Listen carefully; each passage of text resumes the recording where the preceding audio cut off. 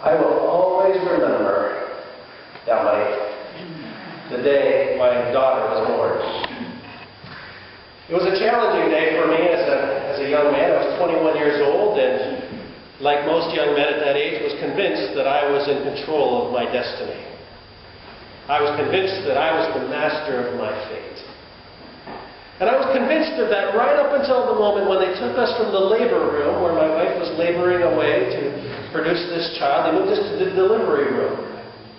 And they got her set up on the delivery table, and the nurses handed me this oxygen mask that I could put on her nose and mouth to help her to breathe normally, like that was going to happen.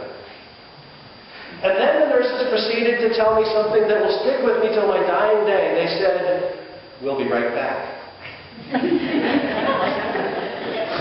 and they left me in the delivery room with my wife screaming and not a doctor or a nurse in sight. It was at that moment that I realized I was not the captain of my fate. I was not the master of my destiny, because there was absolutely nothing that I could do to fix this situation. I looked out the window and I could see the doctor's office in the distance, and his car wasn't heading in our direction yet. And I was going through the options as men do. We try and solve the problem, right, guys? We're problem solvers, aren't we? What do? We try and figure out what can I do. So we say to ourselves, okay, I know what I'll do. I'll run and get somebody. And then you think, wait a minute, I can't leave the woman in labor, right? And you go through all this different stuff. And I realized in that moment there was just absolutely nothing I could do. And since then, the more I reflect on that moment and on the moments that followed, as many men that actually helped with the child screaming at night realized, sometimes there's just nothing you can do. Right? Sometimes when you're walking the floor at night with that child on your shoulder, you've fed them, you've chased them, you've done everything possible, you're rocking them, and they're just screaming. You realize, I can't control everything. I can't fix everything. And then you start to wonder, who's in charge of this life anyway? Don't you? Friends, that's where the Israelites were at the start of the book of Ezra. They had been taken 70 years previous, captured by the Babylonians. The nation of Judah was destroyed in 586 BC. And they were taken, and the Babylonian policy was when you were captured, they didn't let you stay together with your family, with your friends, and your neighbors. They scattered you throughout the empire so that you would never be able to get together and cause a revolt.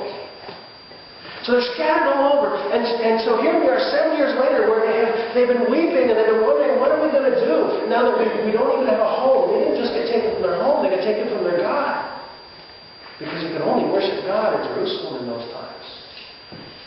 So we find them crying out to God in Psalm 137, saying, by the waters of Babylon, there we sat down and wept when we remembered Zion, when we remembered Jerusalem, their home. I mean, this is God's chosen people. This doesn't make sense, does it? I mean, if God chooses you, don't you expect some kind of special privileges? Don't you expect some kind of special protection? Isn't that what we often think about our lives? That we should, well, we're Christians, we follow Jesus, we should be all safe all the time. Don't we expect that? The Israelites certainly did. And so they were struggling with, what's going on, God? Why is it this way? We're your people, and you've abandoned us. You've left us alone. So when it comes to the book of Ezra, we find this incredible encouragement where Ezra tells them who's in charge. He tells them ultimately who's in control of the situation. He answers that question we all ask in our lives when things go wrong. Who's in charge here anyway? The scribe Ezra records in the first chapter what God did, how He was faithful, and how He provided for His people. And God is faithful to His promises. Somebody once said that promises are a lot like crying babies in a theater. They should be carried out immediately. God is faithful to His promises, and that 70 years have passed. But when we see Jeremiah in chapter 29, verse 10, it said this, thus saith the Lord, when 70 years are completed for Babylon, I will visit you, and I will fulfill to you my promise, and bring you back to this place. Look at this, chapter 1, verse 1. In the first year of Cyrus, king of Persia, and Cyrus had conquered the Babylonians and taken over the empire. Remember, the Babylonians are the ones that captured Israel. Cyrus is moved by God's Spirit, it says, so that the word of the Lord by the mouth of Jeremiah might be fulfilled. 70 years, almost to the day, Cyrus is moved to set God's people free. And that sounds pretty amazing, doesn't it? That a 70-year-old promise could be fulfilled in a pagan king? But it gets better than that. Because 70 years, well, I mean, it's possible if Jeremiah was a really young guy when he made the prophecy, he might have still been alive 70 years later. But how about Isaiah, who 150 years earlier had promised, before they even went into exile, that a king named Cyrus would be this. Isaiah 44, verse 28. He is my shepherd, and he shall fulfill all my purpose, saying of Jerusalem, she shall be built, and of the temple your foundation shall be laid. Notice, God used somebody that didn't even follow him to accomplish his task. We could wonder all day why he did that, why he didn't use one of his own. The reality is, God was faithful to his promise. He said to his people, yes, you're going into exile, but for 70 years, and I'm going to bring you back. And I'm going to use a king named Cyrus to do it. And here we are 70 years later. After a time of hardship. And folks, we know about hardship, don't we? Everyone here has gone through times of hardship, haven't we? Times of testing, times when we didn't know who was in charge, what was going on, where's God and all this. Haven't we gone through that? God uses King Cyrus to prove his faithfulness to his promises, and also to prove that he was faithful to rebuild his house. In verse 2 it says that this is Cyrus' proclamation. The Lord, the God of heaven, has given me all the kingdom of the earth, and he has charged me to build him a house at Jerusalem, which is in Judah. When God sets out to build something, he uses whatever's available. You know, the mystery of the church today, the mystery of every single church on the planet that follows Jesus Christ is this, that every single church has all that it needs to accomplish the task that God has given us. You just look at the situation in Israel at that time, where they're scattered all over the Babylonian provinces, where they're far from one another, where they haven't seen some of their family in 70 years. And yet this is what God chooses to use. To rebuild his house. To set his nation back in order. He not only is faithful to his promises and to rebuild his house, but he's faithful to redeem his people. In verse 3, Cyrus goes on and says, whoever is among you, all his people, may his God be with him, and let him go up to Jerusalem, which is in Judah, and rebuild the house of the Lord, the God of Israel. He is the God who is in Jerusalem. He doesn't leave his people to wonder, friends, what's going to happen. He doesn't leave us lost and far away from home. To be redeemed is to be brought back to himself. It tells us that Jesus did that for us in the New Testament when it tells us in Romans 5 verse 6, while we were still weak, at the right time, Christ died for the ungodly. God has always been in the business of redeeming people, of bringing them back to himself, and of meeting our needs for the task. In verse 4, Cyrus goes on. He doesn't just say, I want to rebuild the temple. He doesn't just say, I want to bring all God's people back to their homeland, to their place where they belong, where they can be near God. He doesn't stop there. That would be good enough, wouldn't it, if he just brought us all home and rebuilt the place? But no, he goes on to meet the actual needs in verse 4.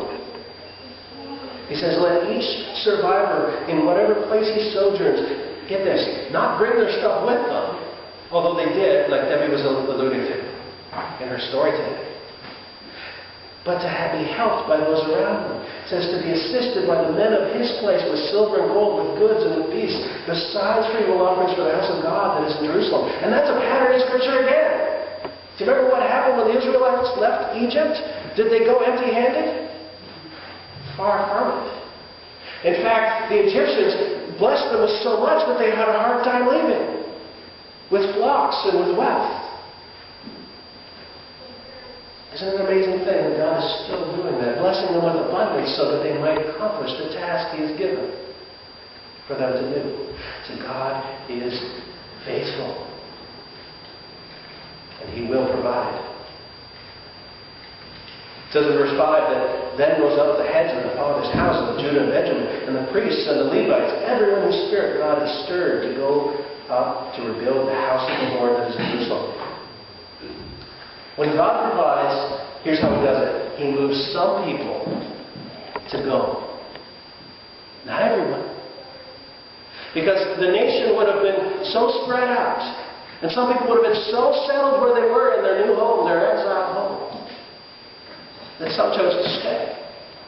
But God's Spirit first moves Cyrus and now moves some of His people to return home, to go back. Some of them, most of them, would have never seen Jerusalem. They've never been there. It was a step of faith, much like when we go to Outflow. Some people in our congregation are moved to actually go. Some people are moved to contribute, to support. God is still working in the same way, isn't He? See, He's faithful to provide for what we need. He moves some to go, and He also moves others to give. Verse 6 repeats almost what He said in verse 4. All who were about them aided them with vessels of silver, with gold, with goods, with beasts, and with costly wares, besides all that was freely offered. Funny thing about that, we talked about giving last week. Notice what the neighbors of the Jews that were going home did. They didn't give them their leftovers. They didn't give them what they had just laying around that they could spare. They gave them their costly stuff. The good stuff. They gave them enough resources to accomplish the task.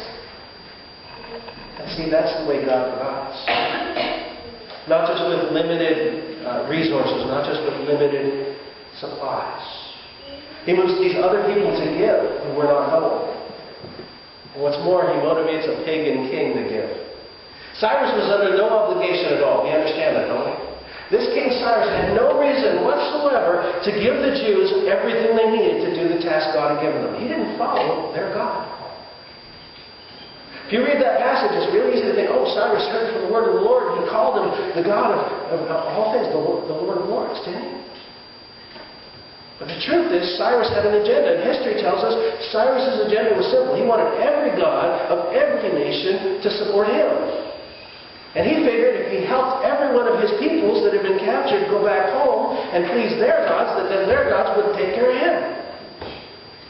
So he was actually doing it for selfish reasons. And yet God used that.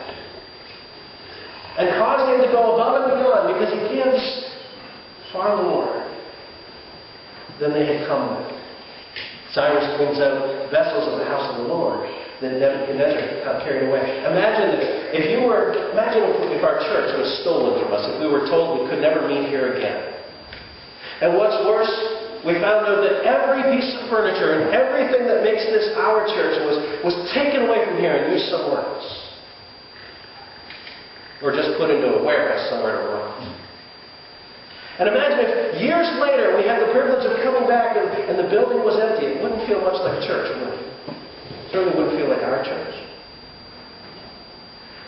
Now, friends, understand this.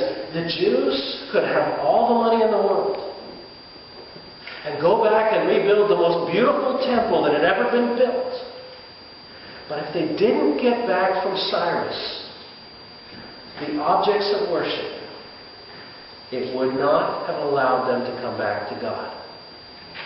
They needed every bowl, every incense burner, every single piece that had been taken 70 years before to restore the temple. Cyrus gave them everything they needed. 5,400 objects to restore the temple. God moves even the king to give. And see, God still provides. He provides for you and I. In His faithfulness, He provides for all we need. Romans 8, verse 31 to 32 says, "What then shall we say to these things? If God is for us, who can be against us? He who did not spare His own Son, but gave Him up for us all, how will He not also with Him graciously give us all things?" All that we need. The Jews could not restore temple worship without the cups and bowls, so God provided them. We could not worship without being restored to Him through Jesus Christ, so God gave us His Son. Jesus himself told us that true worshipers will worship the Father in spirit and truth, for the Father is seeking those people to worship Him. God is looking for us because He wants to be faithful and provide. You know, we have much to do for God's kingdom in coming days. This church for almost 200 years has done much for God's kingdom. But there's even more before us. We have much to build and much to rebuild. There are relationships to restore. There's fellowship to share. There are tasks to accomplish. But at the end of the day, we can't control it, can we? Just like me in that delivery room with my wife in labor. Some things are not truly under our control. We can be present. We can take part. But it's not up to us. What I know is this: God is faithful. And He will provide. Jeremiah 29 verse 10 was the promise that the Israelites had been given. They had been told that when 70 years were completed for Babylon, I will visit you and I will fulfill to you my promise and bring you back to this place. And that's where we find one of my favorite verses in all Scripture. Because it goes on with Jeremiah 29 verse 11 says, "For I know the plans I have for you, says the Lord. Plans to prosper you and not to harm you. Plans to give you hope and a future. Then you will call upon me and come and pray to me, and I will listen to you. You will seek me and find me when you seek me with all your heart. I will be found by you, declares the Lord, and will bring you back." What a great promise. Don't stop with just verse 11, friends. You've got to go on and read the rest. Because God is faithful and He's still providing. We have a part to play in rebuilding and building God's kingdom, in making this trial of helping our sister church at Fairfield not just a success, but a victory for God's kingdom. We have a part to play in restoring broken relationships all over this community. But it's God who is in control. It's God who will make it happen. Not by our strength, but by His. He is faithful. He provides hope and a future. Would you pray with me?